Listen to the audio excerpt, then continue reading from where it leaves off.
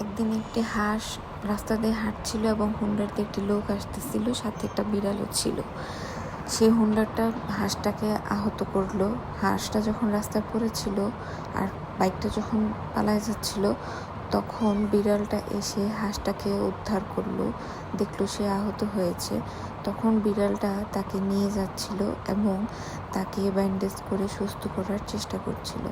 বিড়ালটা হাঁসটাকে অনেক সেবা যত্ন করত, তারা একসাথে অনেক টাইম স্পেন্ড করত। একদিন বিড়ালটা পানির এখানে হাঁটছিল, ডিম দেখছিল। হঠাৎ করে একটা ঈগল এসে বিড়ালটাকে তুলে নিয়ে যায়।